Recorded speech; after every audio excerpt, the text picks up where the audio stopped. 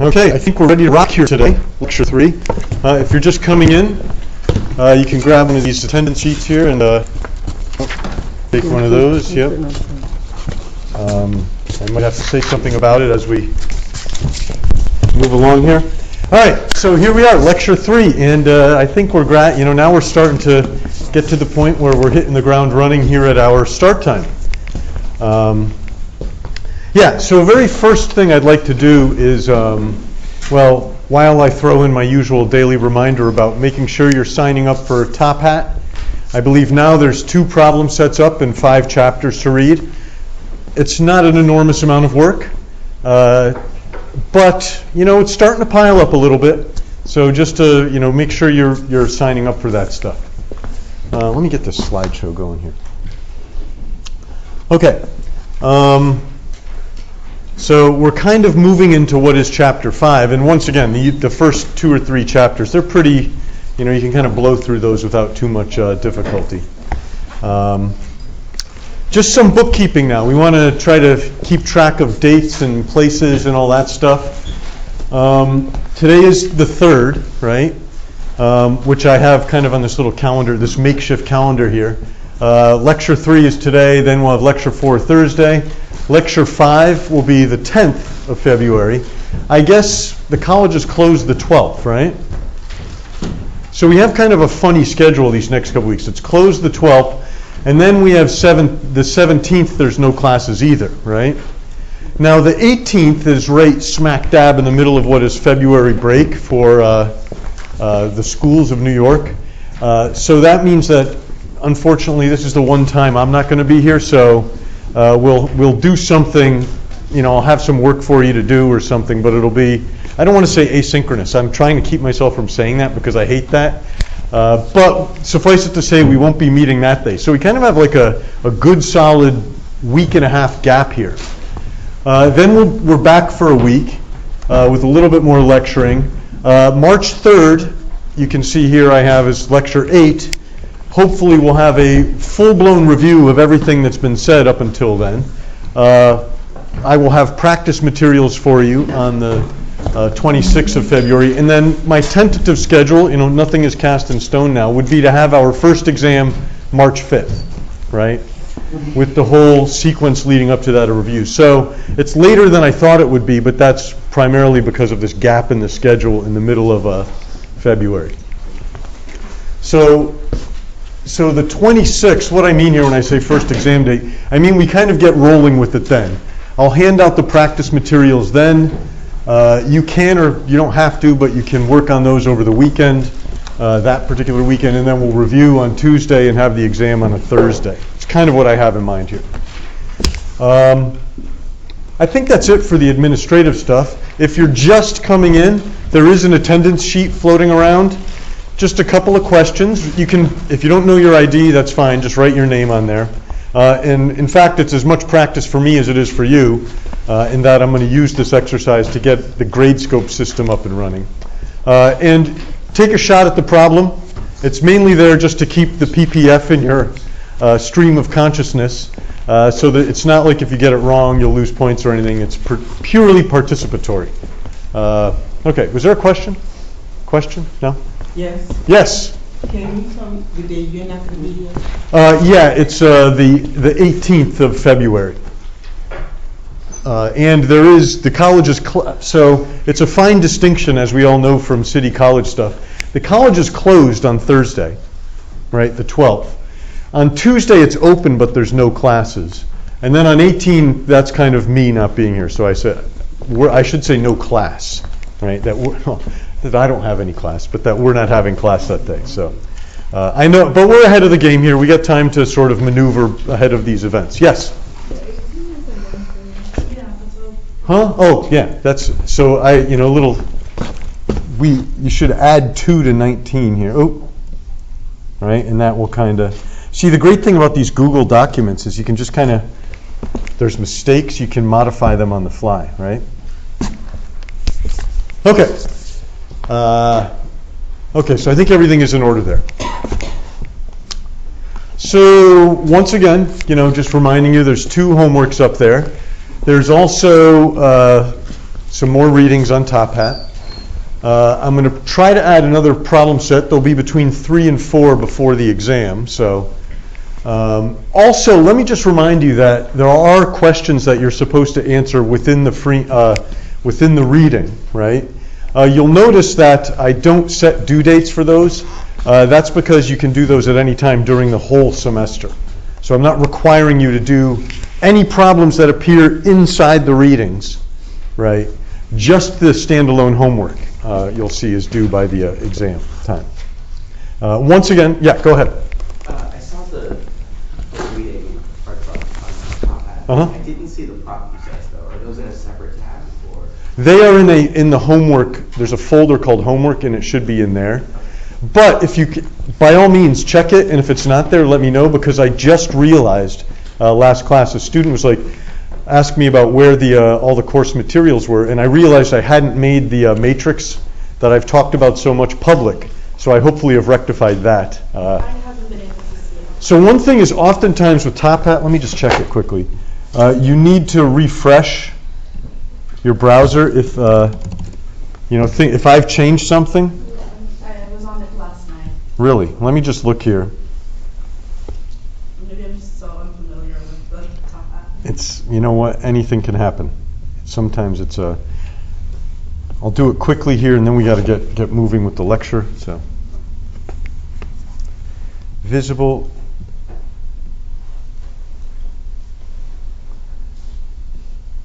So this thing here is what you can't see? Yeah. Wait, yes I can. You can see it? Good. All right. So now I got you, but it was great because I got the chance to show everybody that awesome thing. Ooh, you know what I should have done? I should never do this, but I'll show you. See, if you ever get lost or you need to go over something or whatever, you can always take a look at the these links just to make sure it's working.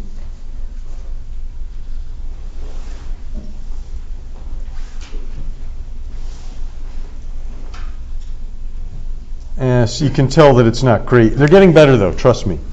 You can kind of see what's going on there. And there is audio, I just didn't turn it on. Or I don't know quite how it works here. Okay, anyways, all that stuff out of the way, let's start thinking about what we have to talk about going forward here. And what we did last time, pretty basic stuff. But once again, I'm trying to get you used to the idea of thinking about things the way an economist would think, right? And this involves kind of, if you want to think about it this way, distilling your problem down to its essence, creating a simple apparatus, right, for thinking about your problem. Maybe you start with the simplest possible example you can think of, and you construct an example that fits that, and then you say to yourself, okay, what is general about this, right? What is the general principle underlying my ideas here? How can I characterize them, and how can I push them even further? And so this is kind of what we did with this production possibilities frontier, right? And we got a couple of things out of this exercise, one of which was a very precise definition of what we mean by producing efficiently, or what you might call productive efficiency, right? And that is when you're using all of your resources completely, right? One thing that goes along with this is that there are going to be trade-offs, right? If you're fully utilizing everything, if you want to do more of one thing, you're going to have to do less of something else. This creates this idea of opportunity costs, right? And it applied directly in this production setting, as we saw. So if I, in my factory, wanted to produce more phones, I had to produce less bikes, right? Ultimately, efficiency tells me that, and then I have to resort to thinking about, some combination where when I produce more of one thing, I'm producing less of something else. We saw that a logical principle also kind of came from this, was this idea that opportunity costs, what I have to give up to do more of something, are increasing, right? I want to do more and more and more of something. Well, the additional costs I incur are going up, right? Remember my example, you produce that first 1,000 or 1 million phones, well, you only give up 1 million bikes to do it, in my example. If we want to go another million, from 1 million to 2 million, well, we found out that we lost more than 1 million bikes from that second increment. And we had a good rationale for this. It had to do with the underlying resources and what they were best suited for, right? Some things ideally suited for phone production are being used for bikes when everything is going towards bikes. I gave you that other example about me just allocating time on a weekend too, right? How, as I had more work obligations, I had to give up my leisure activities, and the logical way to do that would be to give up the ones I value the least first, right? But once again, my costs, what I'm giving up, are increasing as I do more of something. So this gives us this principle of increasing costs. You might say, well, why do we care about this? Well, I'm going to show you, maybe not today, but that this principle really underlies the idea that a supply curve, how many people have seen a supply curve in a class before? Anyone? Maybe you took, some people, maybe you took economics in high school or something. But yes, the idea that supply slopes upwards, right, will actually come from this principle of increasing opportunity, or increasing costs in general.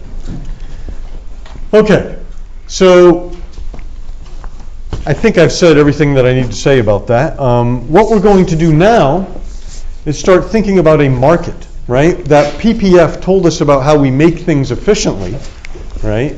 And what was involved in efficient choices. What we're going to do now is start thinking about how markets, right, actually interrelate with these efficiency concepts, right? That is to say, in the chaos of everybody out there making their own decisions about what to produce and how to produce it, what does this have to do with producing efficiently, right? And we're going to see that actually quite a bit, right? And indeed, this is one of our big insights over the course of the semester, as it's not obvious that the market would approximate anything like an efficient situation like we saw with our PPF. Anyways, enough on that. So when I say a market, what do I have in mind? Well, you almost always just sort of start talking about markets and everybody knows what you mean. And I'll follow that convention, but we can think about it as a place where buyers and sellers interact. Now, what exactly that place is, if it actually exists, I don't know, right? Sometimes it's a physical place. Sometimes it's just kind of nebulous, like you can talk about the market for coffee in New York or at Hunter. And what is that really? Well, it's people who are in and around Hunter, and then the 4 or 5 places that sell coffee right around here, right? But even that's kind of hard to define, right? Are we talking about a day or a year, whatever? And maybe we're in what we finish to a strength, right? Where we can kind of apply it to just about anything that we want to. Okay, so I thought I would give you just kind of a brief little preview here, and this will also give me a chance to get my new market, or my new marker set up going. We'll see how this one works. I have a test there. Hopefully, I don't know if everybody can see my test writing here. This is a very thick marker. So we'll just imagine here that we have people buying and selling things. We have a market for textbooks, maybe, principles textbooks. I just have 6 people in my market. I've kind of organized them as people who are trying to sell books and people who are trying to buy books. So you might think about it this way. Persons A, B, and C do not have books, right? But attach valuations to the books of 50, 40, and 30. What does that mean? Well, it means that person A would give up $50 to have a book. Or if you ask them, you could even think about it this way. If you ask them how much they value the book for, they would say, well, it's worth about $50 to me. That's actually a complicated question we'll get into later. The second list of people, 10, 25, and 35, we'll assume are people that have books and are considering selling them, right? Maybe they've taken the class before. That would explain why their valuations seem to be a little bit lower, right? And maybe they're just sort of they'd like to, they don't just want to give up the book. Maybe it's nice to have it on your shelf should you have an economics question you want to answer. Suffice it to say, those are the values. And so what we want to do is, if we ask this question, if we put all these people together in a room, what do we expect to happen? Do we expect books to change hands? If so, how? Right? So maybe I'll just copy that down here. I'll say not off to a good start here with my new marker here. Let's see here. We have 50,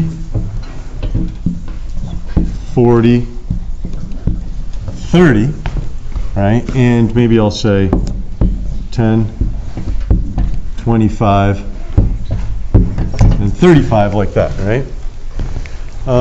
And what happens? Okay, well, what a market needs to really work is a go-between between these people, and usually you think about that as the go-between as the price of the product, right? The price of the product. And so what I'm going to do is just, maybe trying to capture the notion of the seemingly chaotic situation here. See if I can use another color. I'll just throw out a price and we'll think about what happens and see if that would be a reasonable guide to what this market might do. So let's see. What if we tried a price of 45?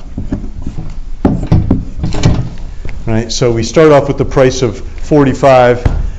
Maybe I just shouted out. Suppose I shouted into the room and see what happens. Well, you can see that one person would say, well, I'll buy a book at that price, right? This person.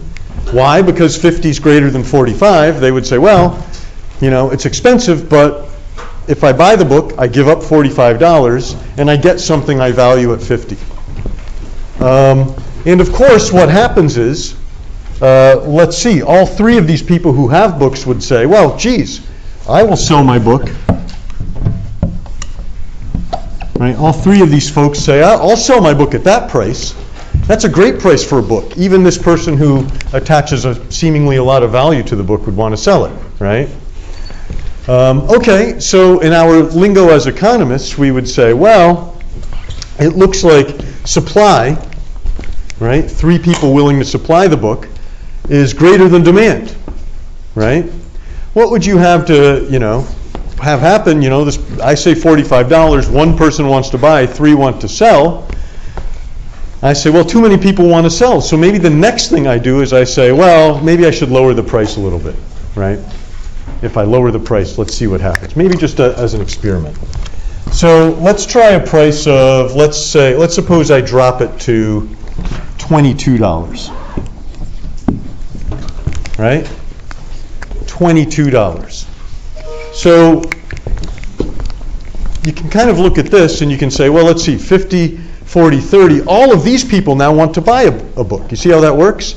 Their valuations are greater than this price that I've just thrown out there and tested. So now we wind up with the situation where, let's see, this person, and this person want to buy books.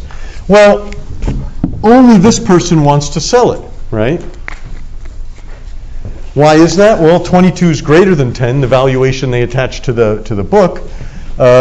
25, this person says, well, I value my book at more than what I could get for it on the market, so I'm just going to keep it, right?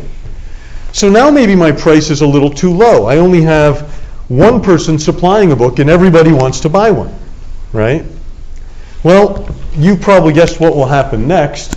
We want to get a price somewhere in between these two. What if we tried something like, let's try this 32, right? 32. And hopefully you can see my marker. I know it's not that much thicker, but what? Every class we're getting a little bit better here, right? 32. Well, let's see. This person wants to buy a book. This person wants to buy a book, right? Their valuations are greater than the price that I've picked out here. Now, who wants to sell a book here? Well, let's see. This person wants to sell a book and this person wants to sell a book. So we see now that we kind of, it doesn't have to necessarily go this way, but we see now that we have two books being demanded, if you want to think about it that way at this market price, and two books being supplied, right? Wanting to be sold. So we could say that, well, this 32 actually works out as a market price in that the plans of buyers and the plans of sellers coincide, right? Exactly as many books have been sold as have been supplied. Have been bought as have been supplied. that was, I know my notation isn't great here, and everything is a little bit, it was a little bit rough around the edges as an exercise, but hopefully you get the idea. We will call this point, by the way, a market equilibrium, right? Where the number of sellers and the number of buyers are the same at the going price, as I say on my slide there. But you might think about a couple of interesting aspects of this. First of all, there's sort of this one question: is it the only equilibrium? Well, you should be able to fiddle with this example and see that there's no other place where you can get the number of buyers and the number of sellers equal, right? Maybe even think about it yourself a little bit, why that's the case, right, in this particular example. That's one thing. And you might say, is that a general property of these sorts of situations? I'm going to demonstrate to you that under reasonable conditions, that is actually a general idea. I mean, of course, here you could try 31 or 33, but there's a band of prices where, the number of buyers and number of sellers are equal. Generally speaking, it'll always be the case that any other, if you wander out of a range here, there'll be more buyers than sellers or more sellers than buyers. Okay, maybe that's obvious, I don't know. We'll get into all the nuts and bolts of this as we go along. The other thing I want to point out for you is, yes? So it's market equilibrium with a goal that A goal. actors within this market are sort of striving towards, or is it kind of... I'm glad you asked that question. So the question was, is this a goal that people are striving forward? Emphatically not, actually, right? Nobody in this example really cares about the fact that an equilibrium obtains in the end, right? Everybody here, and that's a great point, and maybe I'm going to pause and emphasize it. Everybody here was simply looking at the price and then deciding what to do based on what was best for them, right? Great point. So in the end, when I picked out this price of 32, this person, all they cared about was that 40 was greater than 32, right?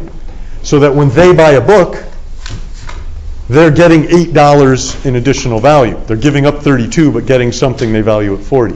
So it's a great point. And that's what makes it a little bit chaotic, right? Is that nobody's really worried about an equilibrium, right? Everybody's just worried about doing what they want to do. Excellent point. Yes? Sorry, follow up to that. Okay. I'm a public policy student, so I'm always thinking about things in that lens. Okay. So if the actors within a market themselves are not striving towards this, would you say that economists, people who set policy at the at the government level, are striving towards that? That's a complicated question, but a big one we're going to have, right? We're going to have to think long and hard about what policy looks like in this context when people are doing the best for themselves. And we're going to dig into that almost as soon as we get up and running with supply and demand. Maybe with surprising consequences. Okay, one other thing I'm going to highlight, maybe most of this might be more or less straightforward to you, but one other thing I'm going to highlight here is after we found equilibrium, it's not the case that all the books are sold, right? They don't all change hands. Some of them do, some of them don't, right? Pursuant to this question, let's ask this question. Who has the books in the end? Well, let's see here. This buyer with a valuation of 50 has a book, right? This buyer with a valuation of 40 has a book, right? They're the two buyers who buy a book. This seller keeps their book, right? Only 2 books were bought and 2 books were sold in my example, and this seller never sells their book. So what do you notice about those 3 people who have books in the end? They're the highest values. They're the highest valuers, right? That's kind of interesting, right? That the books have, through this chaotic process where people just react to a price, the books have somehow flowed to their highest valuing users, right? Now, if you want, you can even do out a numerical exercise here. You can add up 50, 40, and 35. What is that, 125? Yes. Thank you. 125. And you can say that's the total value that people are getting from the books after, right? How does it compare to what they had before? Well, let's see here. Before, the books were just in the hands of these three folks, right? 35, 25 is 60, 70, right? So you can see what's happened by just taking these people and throwing them in a room and giving them some prices, right? One way of thinking about what's happened anyway is that their valuation, the total valuation achieved by this group has gone from 70 to 125, right? I mean, of course, there's been transfers and dollars have changed hands and all that. But from the perspective of an economist, you would say society has gained from this, right? That is to say, this market has actually created social benefits. How are we measuring the benefits? Well, we're just looking at the valuations of the individuals and adding them up, right? Kind of a before and after. What did people have before? What did they get after?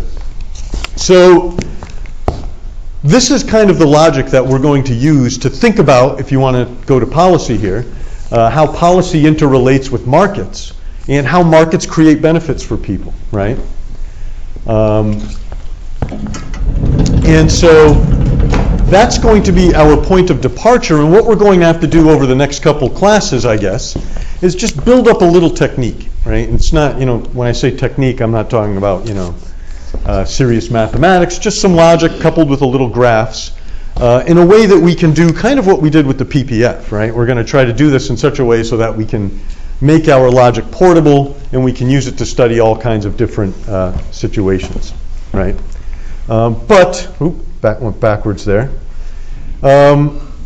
One thing that I'll also mention, and I don't know, most of you probably aren't parents yet, but this is a problem you run into constantly as a parent. And maybe it's just a point of emphasis about this idea that the markers went to the highest valuing users, right? The books, I'm sorry. It's not as simple as it looks to do this, right? Without access to markers. And my direct experience with this is often when I, with my kids. I have 3 kids, and I often run into these allocational problems where I don't have books, right, maybe, but I have a limited supply of things that I have to allocate to 3 kids, right? And trying to figure out how to do that in the best possible way is not easy, right? That is to say, trying to get goods to the highest valuing users is not easy. Reason being, I think you'll see here, I have a very simple example where I have 3 popsicles, right, and 3 kids, right? And so my kids, Thomas, Elsa, Jacob. Thomas likes all 3 of these popsicle flavors, vanilla, chocolate, strawberry, but likes vanilla the most. Elsa likes strawberry the best, doesn't mind vanilla, and Jacob really likes strawberry, right? So relative to the other 2. And so if I have 3 popsicles, well, I think you can work out how I would give out the popsicles, right? Let's see, I'd try to give, I guess, Jacob strawberry, Elsa vanilla, and Thomas chocolate, right? That might be my allocational situation, how I would go about doing this. And this is because at this point I know my kids. That's fine, right? You might even sort of think about this as you're looking at my example. You might say, well, some people will protest and some people aren't getting exactly what they want, right? For example, Elsa would like to have strawberry more than the popsicle she gets. Fair enough, right? That often happens, is that you can't do everything when there's scarcity, right? And you just kind of try to do the best you can. Like here, not everybody can have a book, right, in my other example. Popsicles and books, too strange. Who thought that this would be the economics class? Now think about a different situation when I only have one popsicle, right? Suppose I just have a strawberry popsicle, right? And then I try to ask I say, I only have one popsicle, who should I give it to? Well, what are they going to say to this? If I say, well, Thomas, how much do you want a strawberry popsicle? He's going to say, a lot. More than my brother, right? His sister will say the exact same thing. What I'm trying to get at here is that there's no obvious way for me to do this. even though it would still be, probably best to give it to Jacob. And you can only imagine what happens when I don't know the kids, right? Like if I'm just sort of if you're babysitting my kids for the day, a little old for that, but suppose you are, and you had a strawberry popsicle and you had to figure out who to give it to, you would be in a real, it would be difficult. One thing you might do though is after you take this class is maybe you'd have a little auction, right? Like you could do something like, here, I'll give you each $10.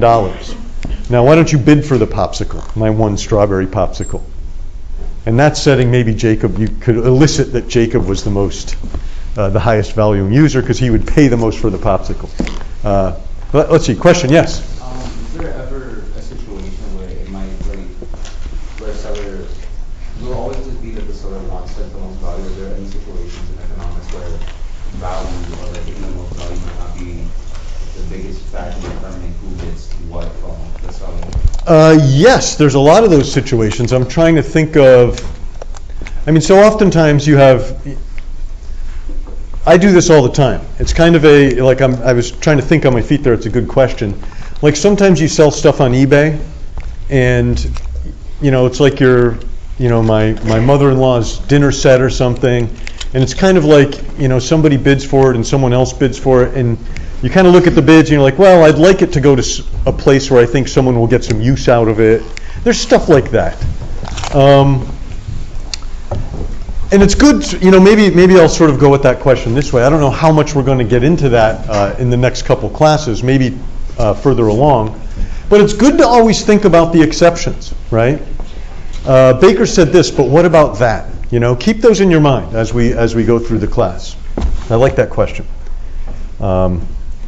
Okay, so maybe another thing I can say about that question is we're dealing with a somewhat complex phenomena here, and maybe what we want to do is start by doing our usual thing, which is simplifying it down to its essence, and then saying, okay, well, let's see where that gets us, and then let's add back in some different flavors here.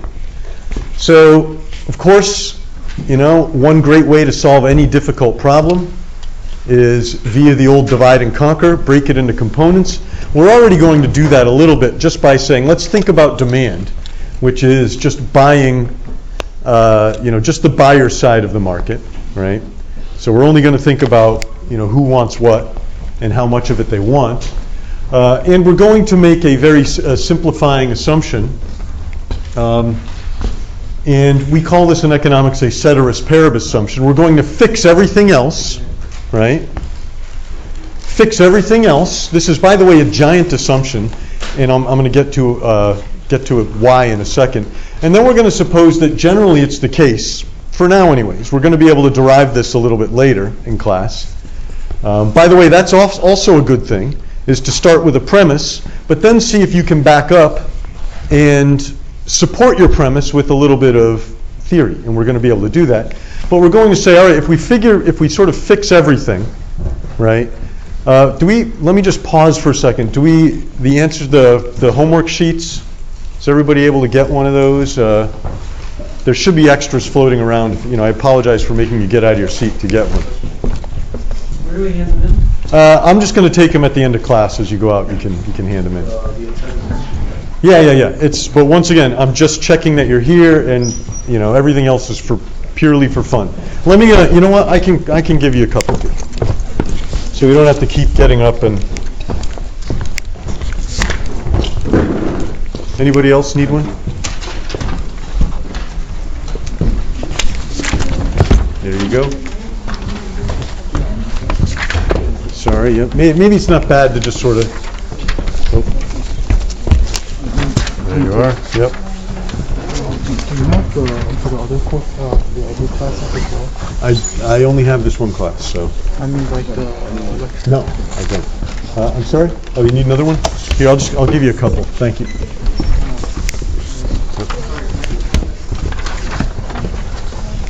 Yep, I'll be over there in a second. I'll be right with you. There you go. Coming.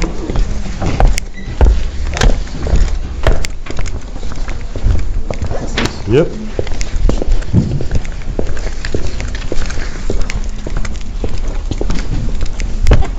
All right. hopefully that's for now anyways, that's everybody. Someone asked, by the way, as I was handing those out, if I had them for the other 2 lectures. The answer is no. We went through the first week of class. People were adding and dropping and all that stuff. So this is our first day where I'm formally checking attendance. So, yes. There you have it. Okay, ceteris paribus, what I was talking about, other things equal. So we'll start with this basic idea. As I say, we're going to be able to back up and think about this more. And we're going to suppose that the typical person has this, this way of operating. When you hold everything else constant, if the price of a good rises, well, suppose you want to buy less of it, right? And if the price of a good falls, well, quantity demanded, as I might say, you want to buy more of it. Or I should say people in general, right? I'll have some examples here for you in a second. Other things equal. This is kind of a big assumption, right? Because you might say something like, well, let's see, Baker, 3 months ago, one day I bought 2 ice cream cones. I really wanted ice cream. Yet today, I don't want any ice cream, even though it got cheaper at the Hunter College store. What's up with that, Baker?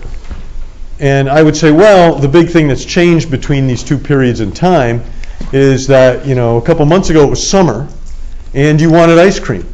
Today things have changed, right? Something has changed. It's cold outside. You don't want it.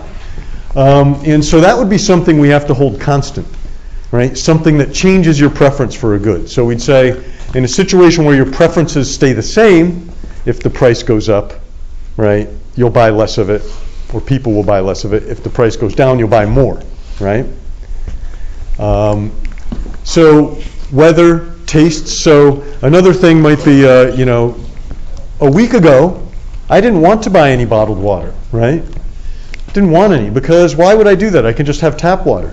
Well, and then today you're suddenly willing to buy a lot of bottled water. Well, what gives? Maybe it's the case that in the intervening week, a health department report has been issued that says there's, trace amounts of lead in tap water.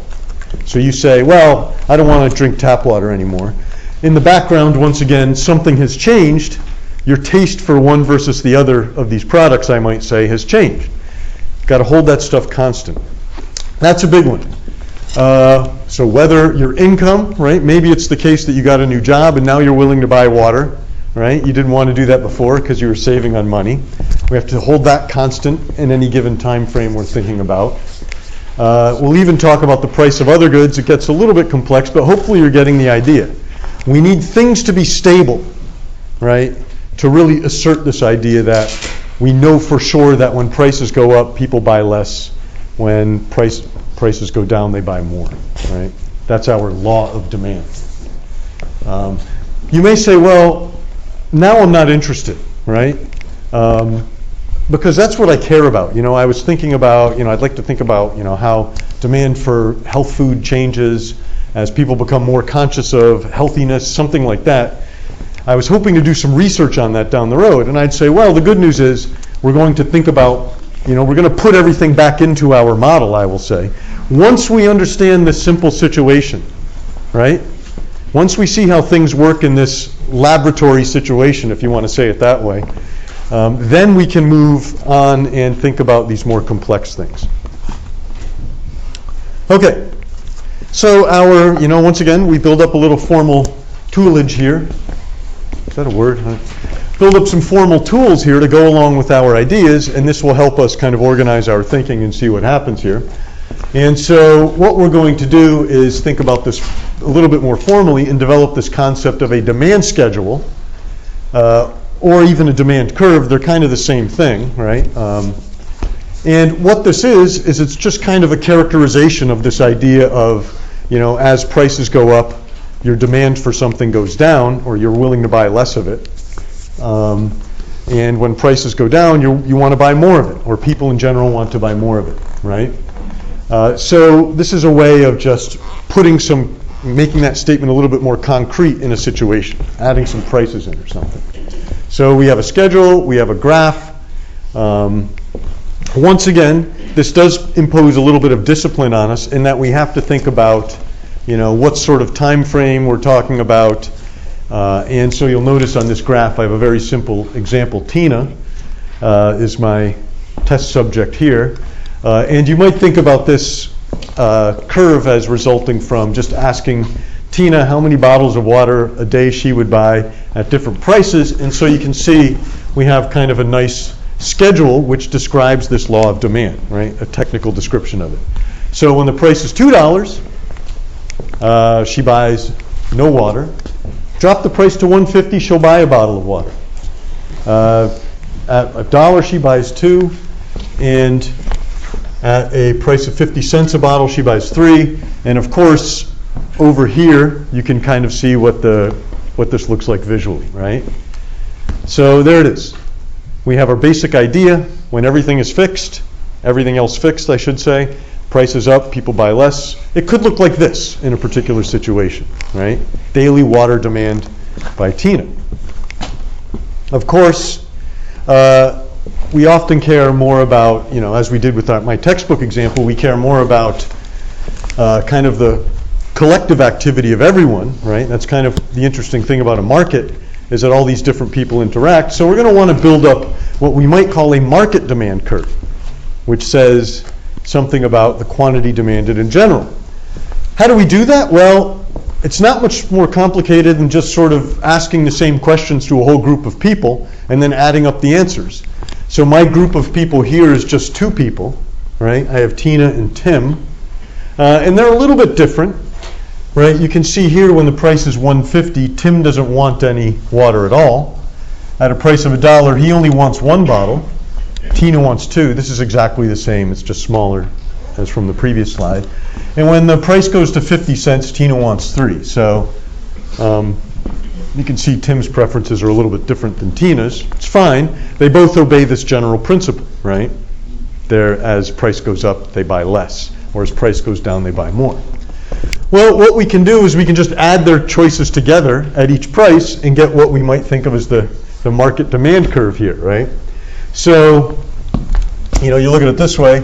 At a price of $1, what's the market demand? Well, it's the 2 units Tina wants plus the 1 unit Tim wants, so it gives us 3. So if you want to get fancy with the geometry here, it's the horizontal sum of a bunch of curves, right? And so I think if you take, at least when I taught Eco 200, I haven't taught that in a while, I did a lot of stuff with like horizontal sums and that sort of thing. For our purposes, you really just need to sort of have a good intuitive understanding as to how this works, right? You add up the individuals to get the market. Okay, so I'm going to stop right now and just say something about this, and that if you sort of understand this, it's not a small intellectual achievement, right? I know I'm harping on this already. It's lecture 3, but I've been teaching history of economic thought, which starts back in ancient times, and talk about the development of economic ideas.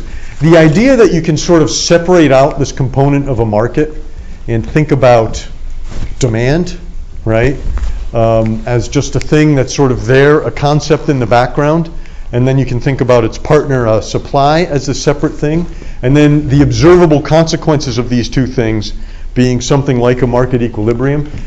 That idea is not easy, right? It took people thousands of years really to figure this out, right? And especially if you reflect on this, you never actually observe a demand curve, right? You never observe demand curves, you just observe prices and quantities in a market, right? Changing hands. Though you might, after you take this class, sort of acknowledge that these things are working in the background, right? So maybe I'll start with my last bullet point first.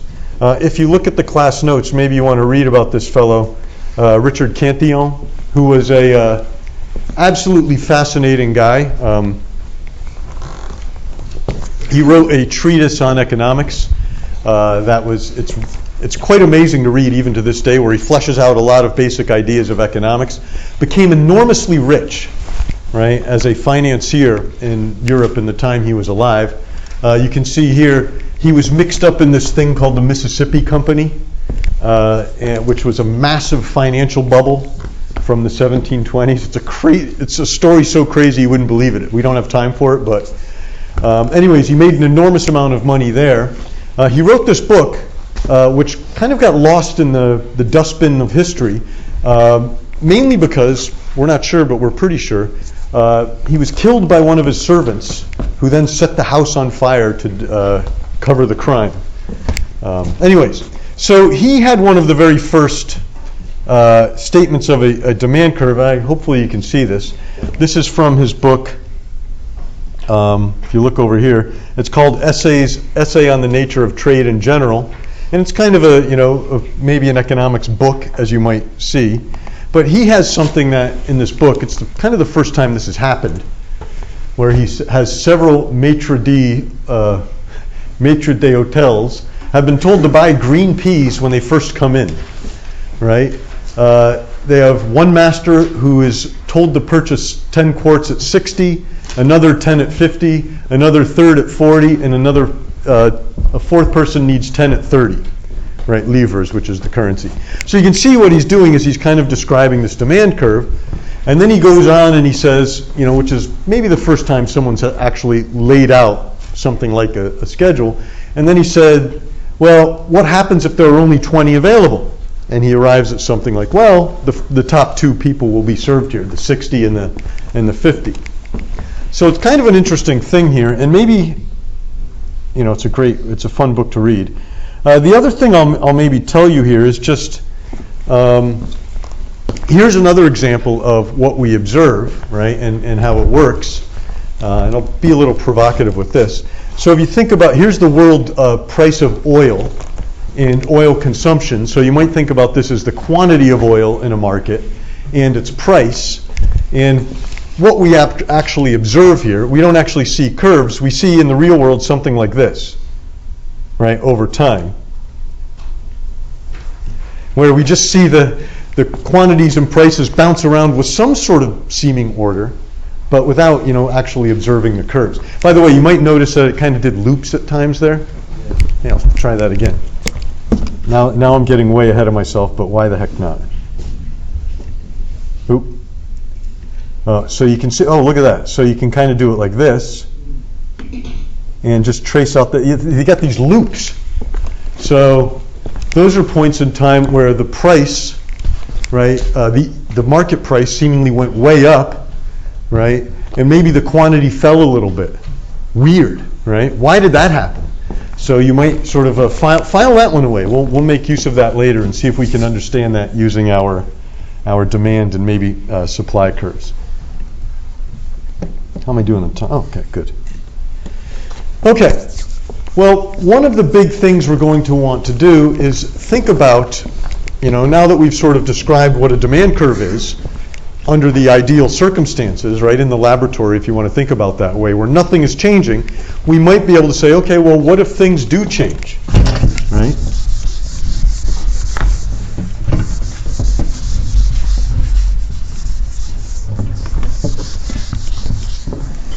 Well, first what I'm going to do is I'm going to harp on this as we go through the class, is that we're going to have to be careful about distinguishing between changes in demand and changes in quantity demanded, right?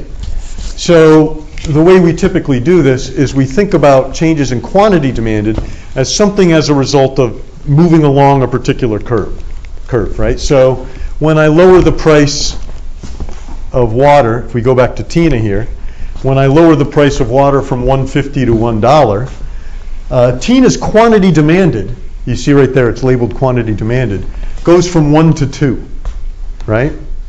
So her quantity demanded changes as I change the price. We would not say her demand changes, right? We reserve that term for a situation in which one of those other things out there, one of those things behind the scenes changes. So the weather, Tina's income, things like that. Those things change actual demand. And the good news is we can kind of think about these situations and what they do to demand in relatively straightforward fashion now that we have this demand curve here. So I'll draw a demand curve here. Hopefully you can see that. That's not a curve yet, by the way. So try to be careful about labeling axes. price and quantity, like that, and we can draw a demand curve like this, right? Now, just to be perfectly clear here, what we do is if we put a price in this market and we think about how much will be sold in this market, we just sort of say, okay, here's the price. We come across and we get this quantity here.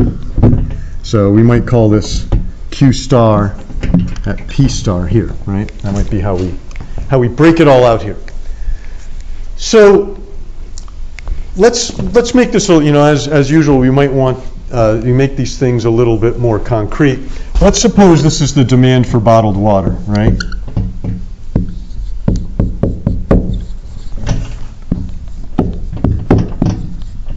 And we could say, thousands of bottles per day in New York City or something like that, right? Just to make it concrete. Now, let's suppose that we, actually, in times when a storm is coming, people tend to, we might say this is the usual demand, but maybe the news sort of, the weather service, whatever, says, big storm coming, everyone, right? And you probably know that what people do at these times is they run out and buy all kinds of stuff. And bottled water is no exception. That's a popular storm time item to buy, right? So what we would like to do is get the idea into this diagram that somehow something has changed, and the storm a-coming, right, means that we're going to have a greater demand for bottled water, right? So how do we do that? Well, okay, just checking the time. What we want to do is reflect this idea that at virtually every price, people now want to buy more of it than they did before, right? So, instead of Tina buying, say, $2 or 2 bottles at $1, we might now observe her buying 4 bottles at $1. So what this would mean is that, we'd have a new point out here, which should reflect what the person wants to buy or what people in general want to buy at this going price. If we picked another price, like here, well, same idea. We'd want this person to be buying more water at this higher price, right? I mean, at the same price as they were before. Suffice it to say that in the end, we wind up with a shift like this, indicating an increase, as we would say, in demand. Not quantity demanded, but demand, right? Demand itself has increased. And so you can see here mechanically, there's a couple ways of understanding this. This means that the whole demand curve is, we say, shifted out. The demand curve is shifted to the right, right? And this is how we can show this idea that demand has increased. The technical thing to say might be that at every price, people now want to buy more of the product, right? Whatever it might be. And of course, we have this reason in the back of our head. That would be a storm's coming, which we would sort of say has to do with tastes, right, or preferences. Would be if you had to classify it into the thing that changed demand, that would be it, right? Okay, so that's kind of one experience or one experiment with this function, but we can also think of other things that might change this as well. So maybe we should switch to a different good here. Maybe we'll try income. Typically, right, most of the time when people's incomes increase, right, they want to buy more of everything, right? Right? So in that case, we might say that, if this was bottled water, this could be a change in income, right? Change in income or some positive change in tastes, right? Of course, we could also have negative changes in tastes. Maybe there's a new report that says bottled water is not as good for you as we thought because of microplastics or something. Well, in that case, we could shift the demand backwards, right? Shift the demand in. Once again, same ideas. You want to buy less of the bottled water at any given price than you did before. Decrease in demand, increase in demand, income and tastes. It's kind of interesting to think about two things I've left off here. Let me maybe I'll do this.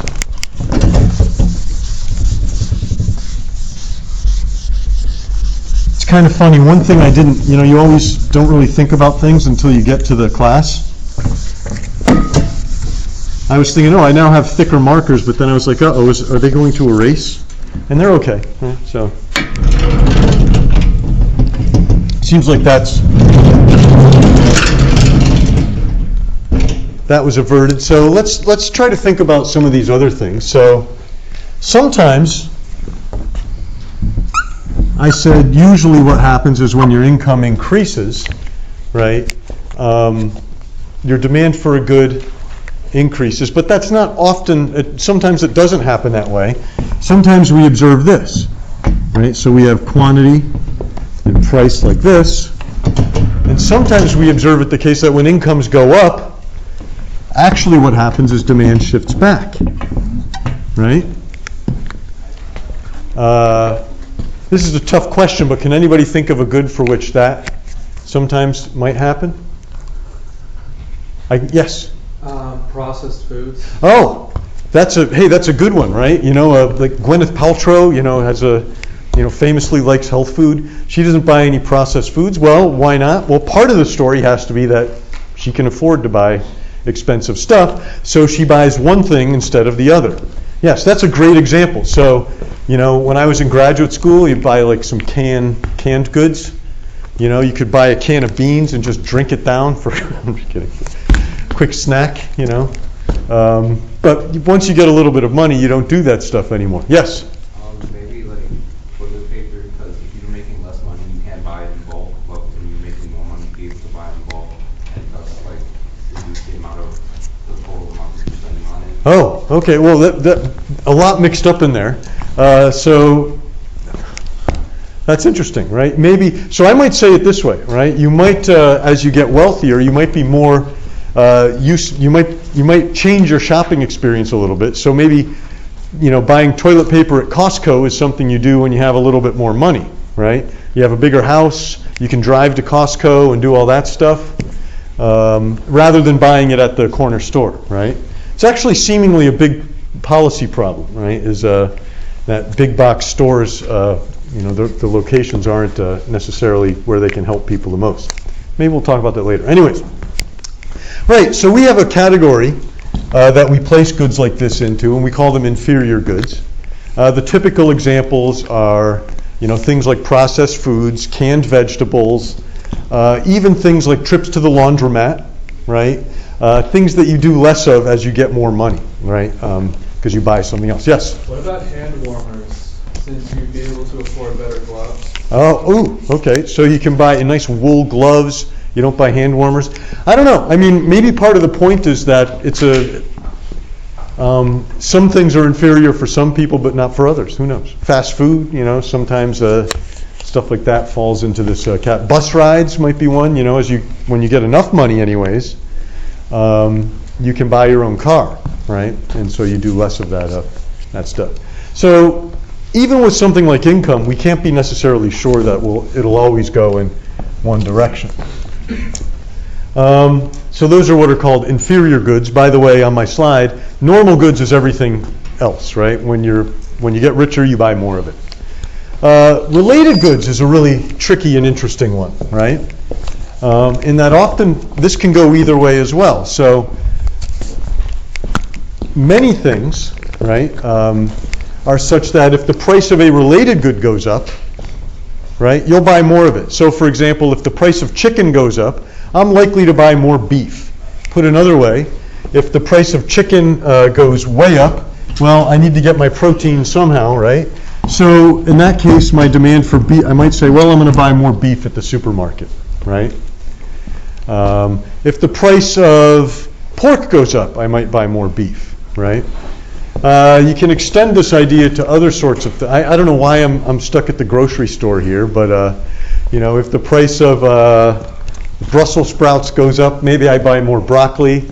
If the price of avocados goes up, maybe I buy more, I don't know what a good substitute for an avocado is. Yes? So what do you do if there's not another alternative? Like for example, let's say your car takes a specific type of gas to run. Right. The price of that gas goes up, you can't switch to another gas. I guess you're so let's see. Well, let's think about it this way. I'm gonna turn that around on you. That's a good question. The question was, well, what if there aren't good substitutes? How do I put that into my model? Let's file that one away for a second, and then I'm going to, you know what? I'm going to get to that at the end of class, and I'm thinking on my feet here a little bit, but that's going to be a great extension, right? Once again, once we get the general ideas down, let's think about how we can push them a little further, and we'll get to that in a second, okay? The notion of responsiveness of demand. Okay, so what was I going to say here? Related goods. Not all related goods work that way, right? When the price of one thing goes up, when the price of a related good goes up, you buy more of it, the good you're talking about. It could be the case you buy less. So one example might be, if we think about my son's PS5, right, or PS5s in general, what happens to the demand for PS5s when the price of video games goes way up? The demand for PS5 should go down, right? So that's, it's not chicken and beef here. It's, PS5s and games. So And the price of computers goes up, or the demand. You might say the demand for computers goes up, right? Well, let's think about that. Why would it be the case that when the price of the PS5 goes up, you buy fewer video games, at least on that platform, but you buy more computers? What's true about the way the goods are related? Yes? Because since both of them can get games on both of them, and with computers it's a lot more affordable. Okay. Okay, that's good. What about the PS5 and the games themselves? What's true about what you do with those things? Let's see. We'll go here. Yes. But I don't know if that really correlates, because if you want a good gaming computer, it's going to be like twice the cost of Oh. a PS5. Yes, or you can build one. The point is that PC has options, and you are able to get like a more efficient purchase. Like maybe it's not cheap, but even if it is, you're still like All right. Well. still have a very useful machine. Okay. So we've pushed the example as far as it can go in that dimension. By the way, last semester we had a guy at our media seminar who was talking about the purchases and playing habits of people online, and what could be inferred about what consumers think of variety. Suffice it to say that the essence of the example here would be that some things you can consume together, some things you consume instead of other things, right? We would refer to that first class of goods as complements, right? I buy games and consoles together, right? I buy a console instead of a PC maybe. So we think about these as complements and substitutes. For complements, when the price of a related good goes up, demand goes down, right? Of the good in question goes down. Higher game prices, lower console demand, right? For substitutes, when the price of a good goes up, right? Higher console prices, say, the demand for PCs goes up. Not perfectly, right? I mean, we had that's, I think, the essence of the discussion there was that they're not perfect substitutes. They don't, you can do some things with one that you can't do with the other, so on and so forth. And we're still getting back to this question, what about, how many related goods are there? Yeah, go ahead. I wanted to ask, would it work the same way for like private transport and public transport? Like as the price for the MTA goes up, Sure. the time for a car goes up. Sure, and there's all kinds of substitutes. So that's a great question. And you can observe this, right? If you look at the data, when the price of certain types of public transit goes up, the rides go down. It's just part of the question. And I'm going to get back to your other question in a second. Yes. Is there any instance where like the price of something might go up and then the demand of it goes up with it, such as like the product and like market its quality? There's a lot of instances, right? So there's sort of two ways to say this. Do we observe that? Yes. Oftentimes we observe people buying more of something at a higher price, which seemingly contradicts the law of demand. But once again, remember that ceteris paribus assumption. It might be, but it's usually because some change of tastes or income or whatever. We also don't have supply in the picture yet. There are very rare instances where when the price of something goes up, people buy more of it for reasons that are a little bit different. They're so-called Giffen goods. We'll leave that aside, maybe we'll come back to it in a second. But hey, we've gotten quite far here, right, with our very simple model of demand, and we got a lot of ideas out here. Let me see. All right, I probably have to start wrapping this up. Let's think about this other question about responsiveness, right? That is something that we've kind of left out of the whole picture so far. But we might realize that there's a difference when we draw demand curves. If you draw one like this, here's quantity, here's price. This is a demand curve that we would say, I'll talk about it in a second here, is fairly responsive to price, right?